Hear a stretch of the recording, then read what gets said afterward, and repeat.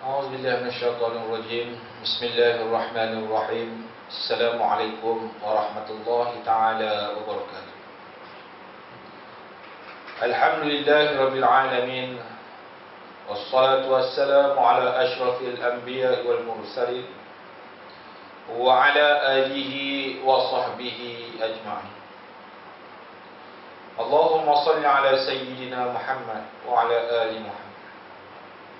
Amma ba'd. Ustaz-ustazah, insya-Allah kita akan sambungkan dalam pengajian kita secara online ini, yaitu tentang unit yang ke-6, yaitu tentang tajuk ibadah ataupun ibadat persembelihan. Tujuannya apa? Tujuan kita dapat tahu macam mana kita cara adab-adab untuk nak kita sembelih, persembelihan. Ustaz-ustazah yang kita kasihi sekalian, yang anak kasihi, mari kita lihat sama-sama. Dalam kita duduk seharian, dalam kehidupan kita seharian, penyembelihan adalah satu perkara yang perlu kita ketahui bagi memudahkan kita, menyenangkan kita untuk melaksanakan ibadah kepada Allah. Makanan yang kita akan makan, daging yang kita akan makan daripada lembu, daging yang kita akan makan daripada kerbau, daripada kambing, daripada segala macam binatang tolak yang diharamkan oleh Allah, mestilah melalui proses, iaitu proses penyembelihan. Sebab apa? Tanpa mengikut proses penyembelihan, apa yang akan jadi? Kalau kita sembelih tak betul, apa yang akan jadi? Binatang tadi akan menjadi bangkai. Boleh makan? Tak boleh? Tak boleh makan. Tak boleh makan. Sebab apa? Sebab binatang itu telah menjadi bangkai. Jadi kita tengok pengertian penyembelihan yang saya definisikan. Pengertian sembelihan ialah menghilangkan nyawa. Sembelihan nyawa ni macam mana? Sembelihan ini adalah menghilangkan nyawa. Ataupun bahasa lainnya, penyembelihan ini datang daripada perkataan az-zabaih, iaitu memotong. Jadi kita kena tengok, dalam nak memotong ini ataupun nak sembelih ini, mestilah dapat menghilangkan nyawa binatang yang halal dimakan dengan cara memutuskan urat halqum, iaitu saluran pernafasan, dan urat marih, yakni saluran pemakanan, dengan menggunakan alat yang tajam, dengan niat kerana Allah Subhanahu wa taala, selain daripada kuku, gigi dan tulang, dengan tujuan memakan daging. Maksudnya di sini nak menghalalkan daging itu haruslah melalui proses penyembelihan, yaitu menyembelih, memotong urat halqum dan urat marih dengan niat kerana Allah Subhanahu wa taala.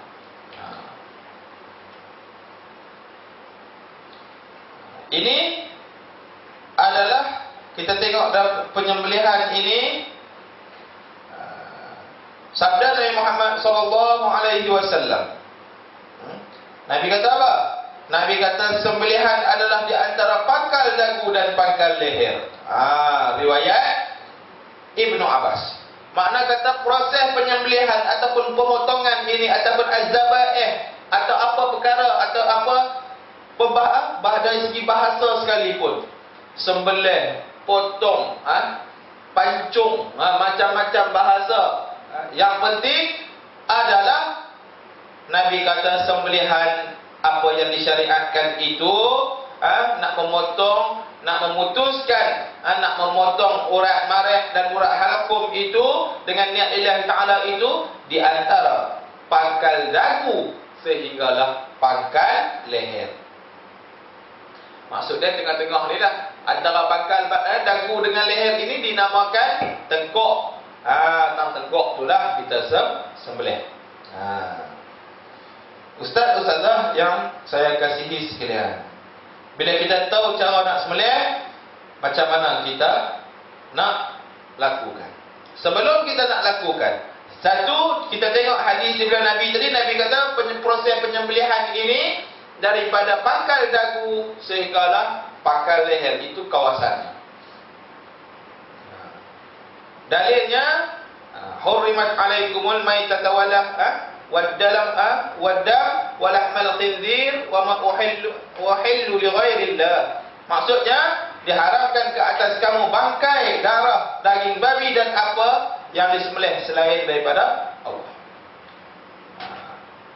Hurrimat alaikumul maitata, dan diharamkan ke atas kamu maitata, iaitu bangkai, waddam, darah, walahmal khinzir, daging babi, wa ma uhillu, dan apa yang dihalalkan, uhillu yang dihalalkan, yang disembelih li ghairillah, selain daripada yang kita sembelih kerana Allah Ta'ala, yang selain daripada itu diharamkan kepada kita, dianggap bangkai kalau tak putus orang tadi. Kita tengok hukum penyembelihan pula.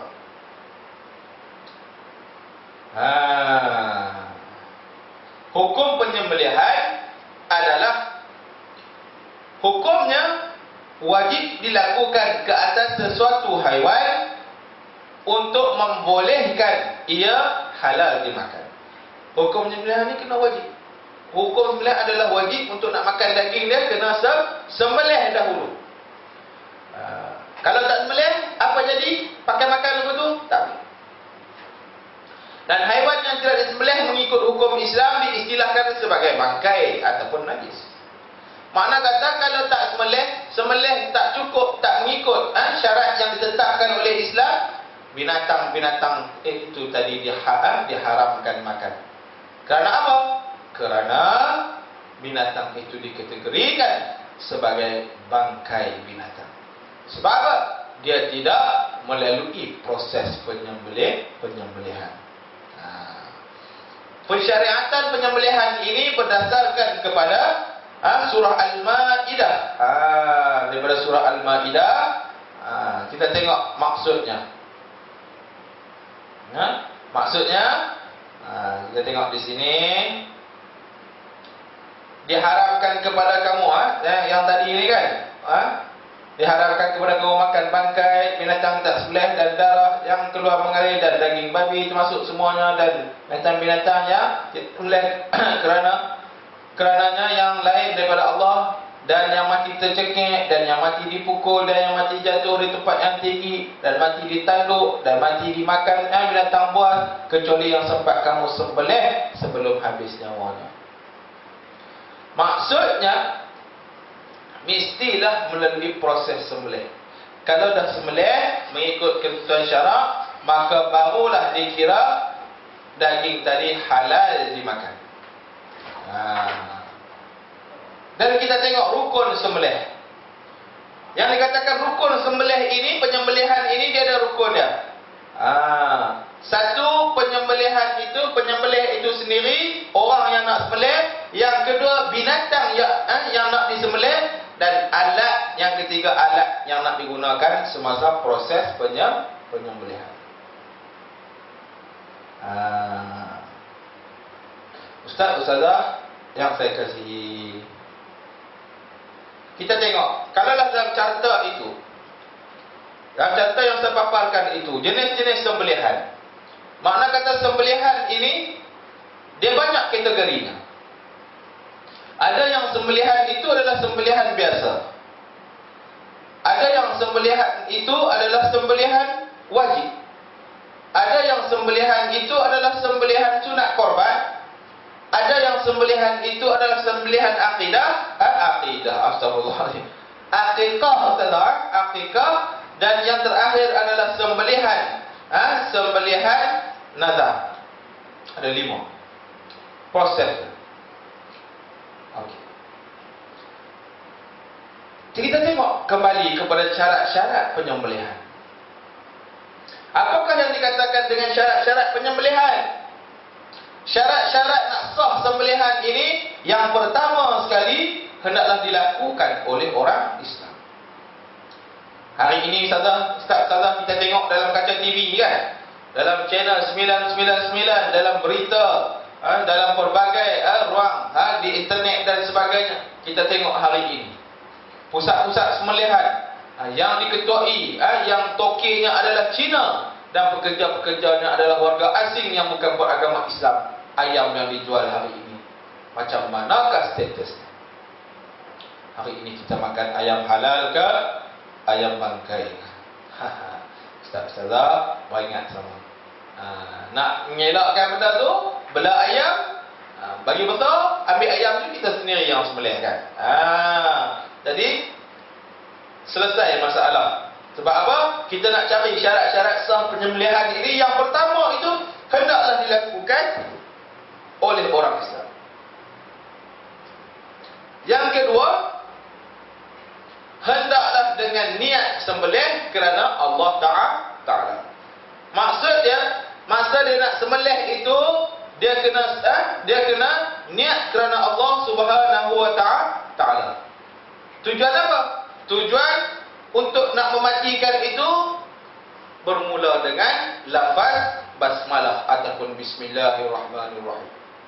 Mesti kita sebut nama Allah sebab kita nak halalkan makanan itu. Jadi kita kena jaga perkara-perkara itu. Dan yang seterusnya, hendaklah putus urat halqum dan urat marah. Apakah yang dikatakan urat halqum dan apakah yang dikatakan urat marah? Urat halqum itu adalah urat pernafasan. Urat besar. Urat pernafasan ni dia duduk menyawa ni. Binatang duduk menyawa, soseh itu dinamakan urat halqum. Manakala urat marah pula adalah saluran pemakanannya, saluran makan, itu dinamakan urat marah. Jadi kena putus dua-dua tu dan hendaklah digunakan menggunakan benda yang tajam, pisau, contohnya pisau yang tajam, pedang ke apa pun, benda yang tajam. Kecuali tak boleh nak guna, walaupun kuku tajam, kuku tak boleh guna. Gigi itu tajam, gigi tak boleh guna. Tulang itu tajam, tulang tak boleh guna. Kita kena ingat, ada proses-prosesnya. Ustazah kena tengok betul-betul 4 syarat-syarat nak sah penyembelihan itu. Dan seterusnya. Syarat lagi adalah apa? Nak sah penyembelihan itu, binatang yang kita nak sembelih itu adalah binatang yang halal dimakan di sisi Islam. Kalau nak sembelih kaki, orang panggil apa? Khabau pendek, lembu kaki pendek. Ba'alik baya, khinzir. Ba'alik bayabi, khinzir. Tak boleh. Walaupun kita melalui proses penyembelihan, tak boleh. Sebab dia memang diharam secara mutlak. Okey? Dan yang pasti, syarat sah penyembelihan itu, binatang itu kena pastikan ia masih dalam keadaan yang hidup. Kalau sembelih binatang mati dah, tak guna. Sebab dia dah bangkai, kita pergi sembelih pun tetap bangkai. Tak boleh menghalalkan cara. Kena pastikan binatang yang kita nak sembelih itu dalam keadaan binatang itu hidup. Makna kata dalam proses penyembelihan ini hendaklah mati sekali sembelihan saja. Makna kata kita sembelih bagi betul-betul kena oratnya supaya sembelihan itu sekali sembelih saja dia akan boleh mematikannya. Supaya nyawanya tidak tersiksa binatang. Tujuan sembelih pula kerana Allah, bukan dengan tujuan yang lain. Ada yang tujuan macam-macam hari ini. Orang kurafat yang dilakukan, tahayul dan sebagainya, percaya kepada benda-benda yang merapu-meripi ni. Percaya kepada apa? Sembelih bagi dekat pokok, sembelih bagi dekat macam-macam, nak jamu kawan ni. Bukan ada apa pun, jamu tak ada tujuan. Dah rajin sangat sembelih kan, pi jamu jiran sebelah tu, bagi anak ayam seekor, ni duk bagi dalam hutan. Puja sana, puja sini, yang menyebabkan kita mensyirikkan Allah Subhanahu Wa Taala. Tetapi tujuan sembelih ini kenalah ikhlas kerana Allah Subhanahu Wa Taala. Jangan duk ada niat-niat yang lain. Dalam proses penyembelihan. Di situ dalam slide itu ditunjuk secara jelas. Contoh penyembelihan yang mengikut hukum syarak ini, urat halqum ataupun saluran pernafasan ini putus. Kita tengok urat dia putus. Begitu.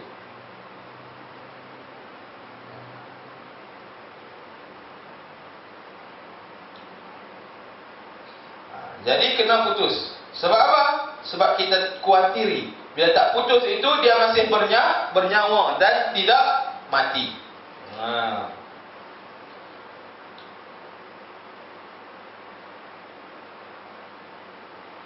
Bagi masalah sekiranya, kita cuba huraikan.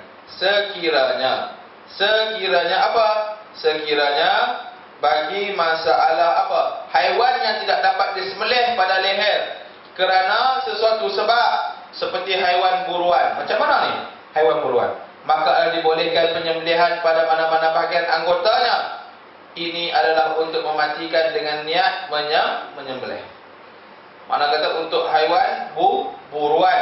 Haiwan buruan ni kita kena tengok proses-proses penyembelihannya. Kalau tak boleh cara tu, cara mana pula kita nak sembelih.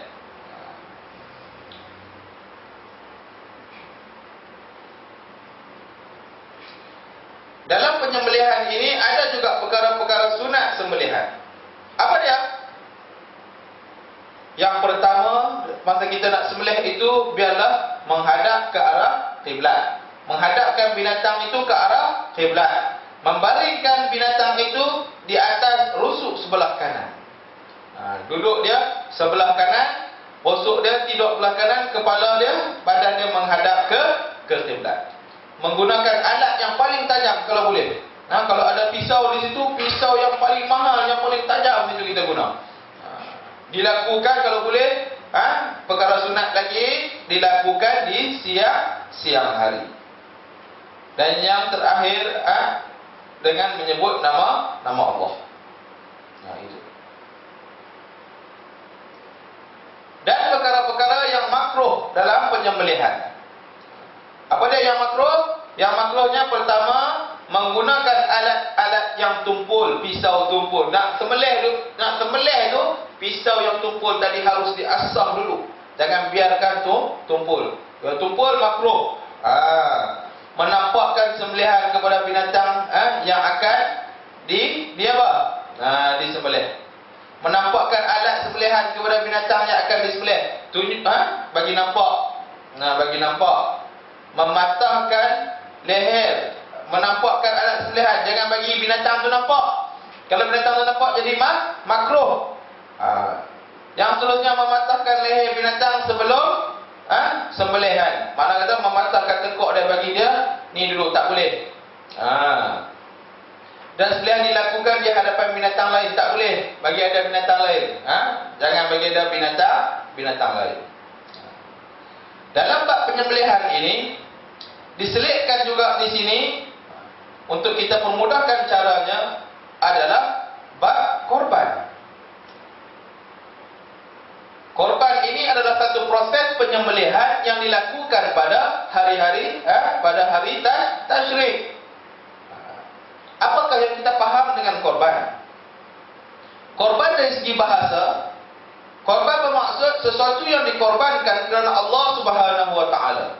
Manakala dari segi sudut istilah pula, dari sudut istilahnya adalah Korban bermaksud menyembelih binatang tertentu, binatang tertentu dengan syarat-syarat pada masa-masa yang tertentu dengan niat mendekatkan diri kepada Allah Subhanahu wa taala. Itu korban. Korban ini pensyariatan dia berdasarkan firman Allah Subhanahu wa taala. Korban telah disyariatkan pada tahun kedua Hijrah, sama seperti ibadah zakat dan sembahyang hari raya. Firman Allah Subhanahu wa taala, "Fasholli li rabbika wanhar." Fasholli, maka sembahyanglah, maka kerjakanlah sembahyang. Li rabbik, kerana Tuhanmu, wanhar, dan sembelihlah korban sebagai tanda syukur kamu kepada Allah Subhanahu wa taala. Surah Al-Kahf. Hikmah disyariatkan kurban ialah sebagai tanda bersyukur kepada Allah Subhanahu wa taala di atas segala nikmat, di atas segala nikmat yang Allah beri kepada kita. Segala nikmat yang Allah kurniakan kepada kita selaku hamba-Nya. Kita hari ini hidup nyawa soseh itu semuanya Allah kurniakan. Kita kena ingat, jangan kita duk action sangat. Sebab apa? Yang bagi hidup di atas muka dunia ini Allah Subhanahu wa taala. Tanda kita syukur akan nikmat yang Allah bagi. Ia juga selain daripada itu, hikmahnya adalah bertujuan menjadi kifarat bagi pelakunya, sama ada disebabkan kesilapan-kesilapan yang telah dilakukan, ataupun apa? Ataupun bertujuan dengan sebab kecuaian dan menunaikan kewajipan di samping memberi kelegaan kepada keluarga orang yang berkorban dan juga mereka yang lain. Pakat boleh rasa seorang sikit bila kita korban. Hukum melakukan korban ialah sunat muakkad bagi siapa yang mampu melakukannya. Sabda Nabi Muhammad SAW, "Aku diperintahkan agar menyembelih korban dan ia sunat bagi kamu." Sunat, maksudnya sunat. Sunat apa? Sunat yang dituntut bagi mereka yang mampu. Terdapat dua jenis korban, iaitu korban wajib dan korban sunat. Korban wajib adalah korban nazar.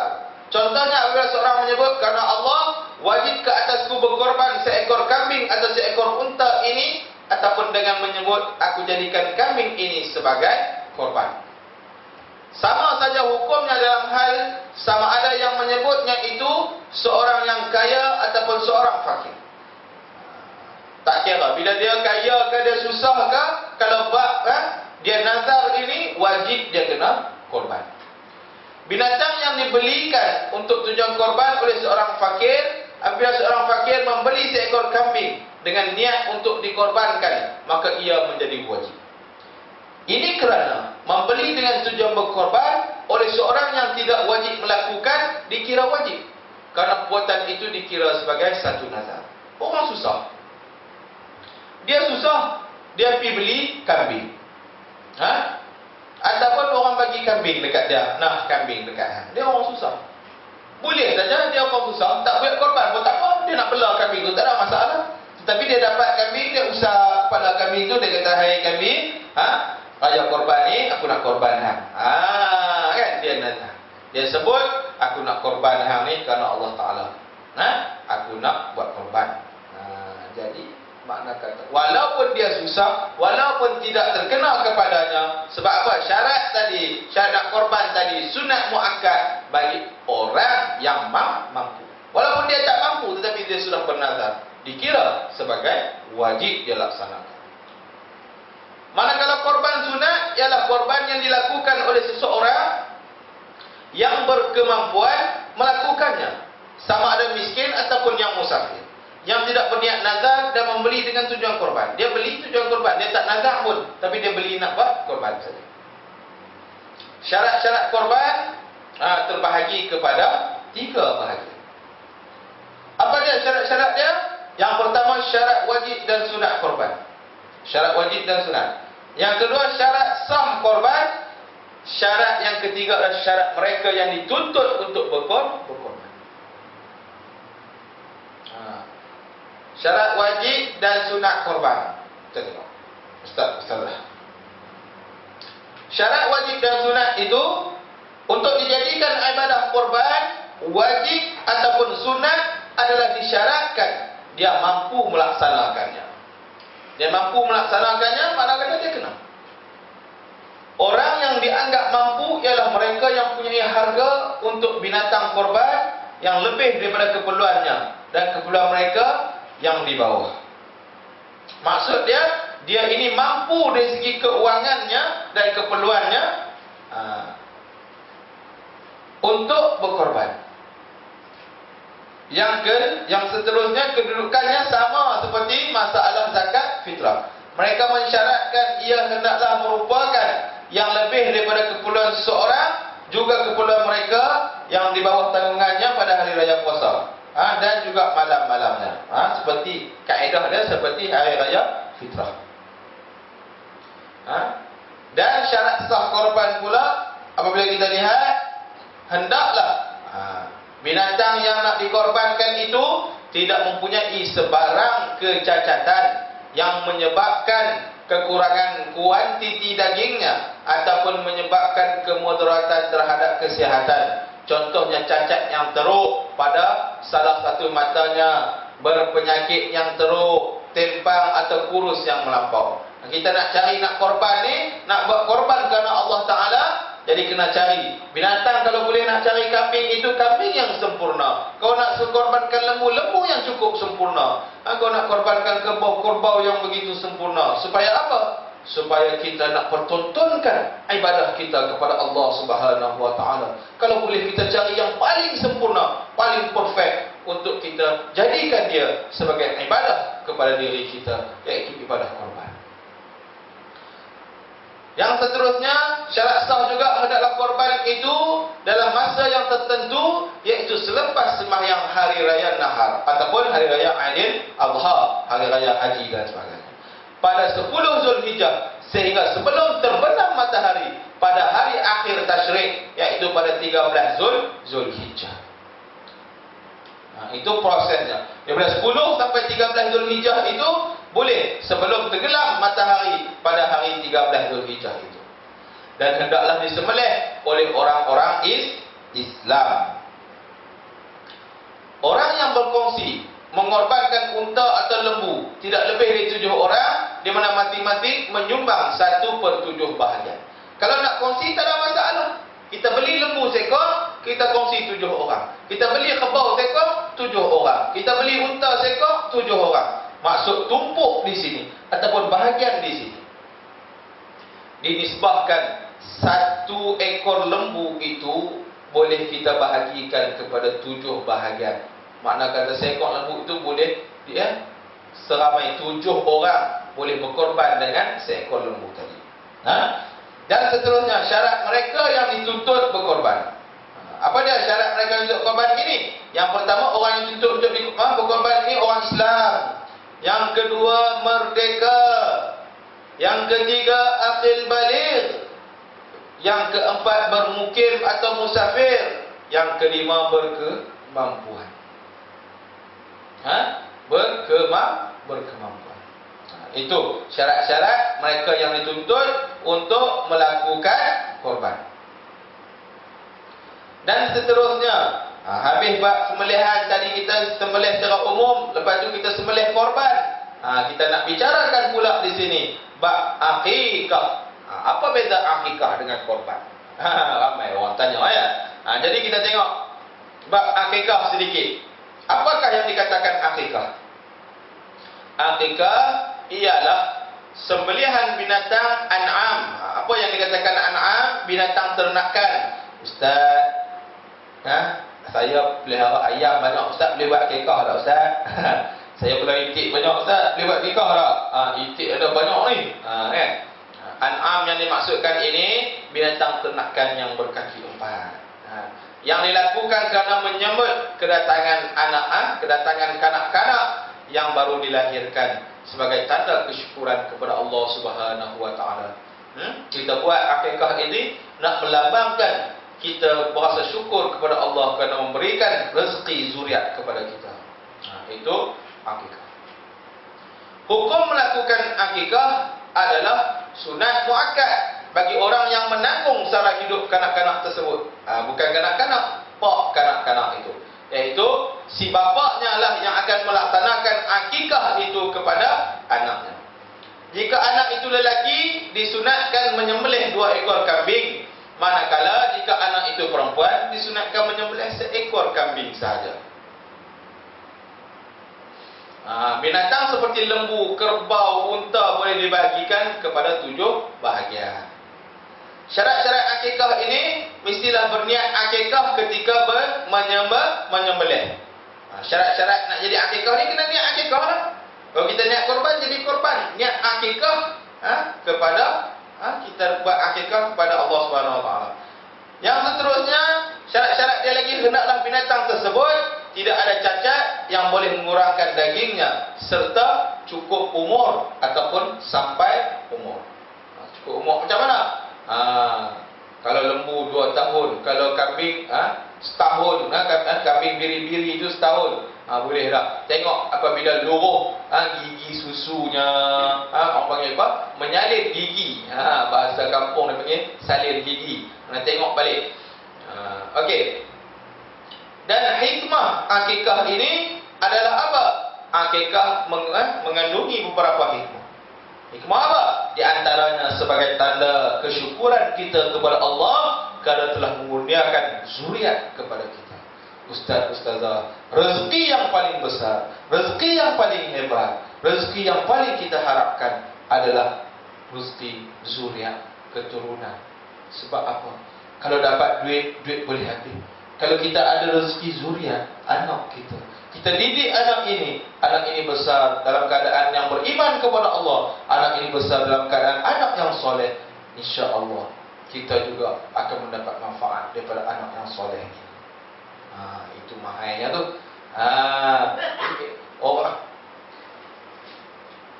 Untuk mengisytiharkan kepada masyarakat umum tentang anugerah yang dikurniakan oleh Allah Subhanahu Wa Taala. Hikmah akikah lagi adalah untuk mengisytiharkan kepada masyarakat umum tentang anugerah yang dikurniakan oleh Allah Subhanahu Wa Taala. Anak istiharah kata kita ni dapat anak baru, kita ni dapat suria, dapat baru lahirkan anak, gitu.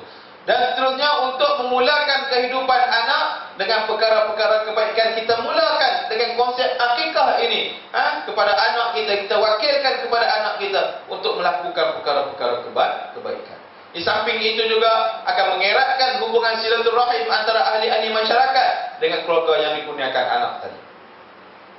Jadi bila buat kenduri, yang kita sembelih kambing 2 ekor, dah boleh panggil dah 100-200 orang nak main makan. Jadi hubungan itu menjadi erat, melahirkan rasa kegembiraan kerana mendapat zuriat yang menepati sunnah Rasulullah. Rasulullah dia cukup suka kepada umatnya yang ramai. Ustaz, ustazah yang saya kasihi sekalian, rasanya begitulah sabar sedikit tentang perjalanan bab penyembelihan ini. Moga-moga daripada awal kita belajar tadi, kita dapat tasbitkan segalanya dalam kehidupan kita. Dan bila kita tahu dah cara nak sembelih lagu mana, cara nak proses macam mana proses penyembelihan tu, syarat-syarat penyembelihan bagaimana, dan akhir sekali kita dah boleh buat penyembelihan, kita buat sembelihan korban, kita melakukan sembelihan akikah demi menyambut seruan Allah Subhanahu Wa Taala, demi melaksanakan perintah Allah Subhanahu Wa Taala. Kita sebagai hamba Allah, mudah-mudahan apa amal kebajikan kita yang buat, baik kita sembelih kerana Allah Taala, baik kita sembelih korban kerana Allah Taala, ataupun kita melakukan penyembelihan akikah kepada Allah Subhanahu Wa Taala, mudah-mudahan apa yang kita harapkan, susah payah, apa yang kita laksanakan di atas muka dunia ini, tidak lain dan tidak bukan, kita tidak harapkan balasan di dunia, tetapi apa yang kita harapkan adalah ganjaran di akhirat nanti. Segala amal kebajikan kita mudah-mudahan akan mendapat keredaan daripada Allah Subhanahu Wa Taala. Masa cukuplah Ustaz, Ustazah untuk saya pada hari ini. Moga-moga dalam bab penyembelihan ini dapat kita laksanakan dengan sempurna, insya-Allah. Apa yang baik itu datang daripada Allah Subhanahu Wa Taala.